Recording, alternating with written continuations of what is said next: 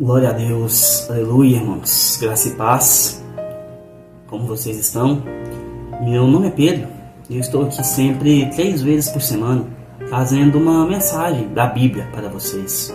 E a mensagem que eu quero trazer hoje é sobre condenações. Então convido vocês a abrir sua Bíblia no Evangelho de João, capítulo 8, que diz o seguinte: Jesus, entretanto, foi para o Monte das Oliveiras. De madrugada, voltou novamente para o templo, e todo o povo ia ter com ele, e sentado os ensinava. Os escribas e fariseus trouxeram à sua presença uma mulher surpreendida em adultério, e, fazendo-a ficar em pé no meio de todos, disseram a Jesus: Mestre, esta mulher foi apanhada em flagrante adultério, e na lei nos mandou Moisés que tais mulheres sejam apedrejadas. Tu, pois, que dizes? Isto diziam eles tentando, para terem de que o acusar. Mas Jesus, inclinando-se, escrevia na terra com o dedo. Como insistissem na pergunta, Jesus levantou e lhes disse: Aquele que dentre vós estiver sem pecado, seja o primeiro que atire a pedra. E, tornando a inclinar-se, continuou a escrever no chão. Mas, ouvindo eles esta resposta, e acusados pela própria consciência, foram se retirando um por um, a começar pelos mais velhos até os últimos, ficando só Jesus e a mulher no meio de onde estava. Erguendo-se Jesus, e não vendo a ninguém mais além da mulher, perguntou-lhe: Mulher, onde estão aqueles teus acusadores? Ninguém te condenou? Respondeu ela: Ninguém, Senhor. Então Jesus lhe disse: Nem tampouco eu te condeno. Vai e não peques mais. O interessante dessa palavra aqui foi uma vez que nós estávamos num grupo de jovens, numa célula de jovens, e surgiu um assunto perguntando por que Jesus estava escrevendo na terra naquele momento. E o pastor, nos deu uma lição legal, que se nós voltarmos lá em Deuteronômio 29, fala que as coisas escondidas pertencem a Deus, mas as coisas reveladas pertencem a nós e a nossos filhos, para que cumpramos todas as palavras do livro da lei. Então,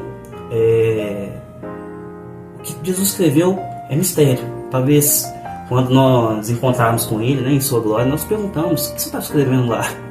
A gente fica imaginando a resposta de Jesus. Mas hoje para nós não é relevante. O que é relevante é a mensagem que essa palavra nos traz, sobre condenações.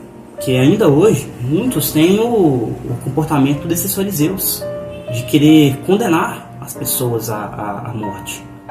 E naquela época, onde Jesus viveu, haviam 2 leis diferentes, que se contradiziam.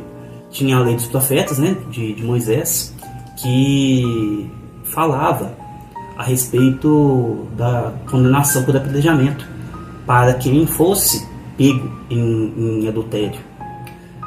Então ela deveria ser apedrejada até a morte. Porém, naquele mesmo tempo, a terra onde Jesus habitava era comandada por Roma, que era ela quem determinava sobre as penas de morte.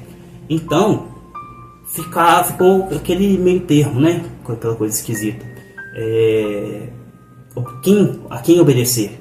Então, os fariseus, espertamente, eles queriam arrumar uma forma de condenar a Jesus e ter do que acusá-lo. Então, foram até ele e perguntaram se deveriam cumprir a lei de Moisés. Se Jesus respondesse que era para cumprir, ele estaria desobedecendo a lei de Roma. Se ele respondesse que não era para apedrejar a mulher, ele estaria desobedecendo a lei de Moisés. Então eles teriam facilmente do que acusá-lo. Só que Jesus demonstrou uma indiferença tão grande a eles, e continuou escrevendo ali. Só que pela insistência, Jesus respondeu uma das coisas mais brilhantes da Bíblia. É uma mensagem que até hoje nós temos que ter consciência dela. Aquele dentre vós que não tiver pecado, este que atire a primeira pedra. Neste momento, Jesus equiparou os acusadores, que se sentiam superior, a mulher. Então eles ficaram nivelados naquela situação ali, o que foi fazendo com que a consciência de cada um o acusasse dos seus pecados. E eles foram um a um saindo, até que sobrou somente Jesus e aquela mulher. E então Jesus perguntou, né? Voltou a escrever na terra e ele voltou e perguntou à mulher: onde estão aqueles que te acusavam? Ninguém te condenou? Então a mulher falou que não, e Jesus, mostrando toda a sua misericórdia, fala: nem tampouco eu te condeno, vai e não peques mais. E todos nós, independente de quem seja, nós somos pecadores. Não dá para falar, eu sou santo, porque o único que é santo está no céu. Jesus, ele veio e viveu uma vida sem pecado, né? Ele foi tentado em tudo, mas não pecou em nada. Nem a sua concepção, até a sua concepção, ela foi sem pecado. É o nosso exemplo, né? De quem nós devemos servir.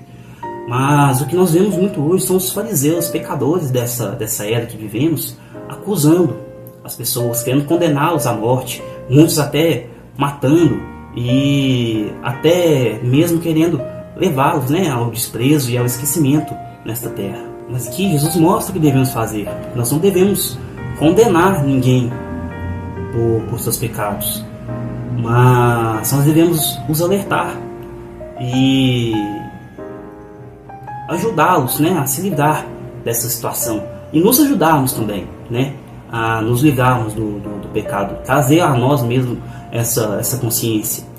Paulo fala que nós devemos ser imitadores de Cristo. Então, o que nós devemos fazer é levar essa misericórdia, levar essa mensagem do reino às pessoas. E é muito difícil, né, convencer pessoas do pecado. Então, o que nós devemos fazer nessa situação? Né, em tentar mudar a sorte dessas pessoas para que elas não sejam condenadas ao fogo do inferno. Primeiramente é orar ao Espírito Santo de Deus para que ele venha e convença todos nós do pecado, porque a palavra mesmo fala que é o Espírito Santo que convence do pecado. E a segunda coisa que nós devemos fazer é apresentar a Jesus, porque quando as pessoas reconhecem a verdade, né, como Jesus fala em João 8,32, conhecereis a verdade e ela vos libertará. Somente a verdade, que é Cristo, há de libertar as pessoas do cativeiro e da opressão do pecado. E quando nós estamos, né, em Cristo Jesus, nós verdadeiramente somos livres, porque não há condenação para aquele que está em Cristo Jesus. Pai, mais uma vez estamos aqui para te agradecer, engrandecer do seu nome, Deus.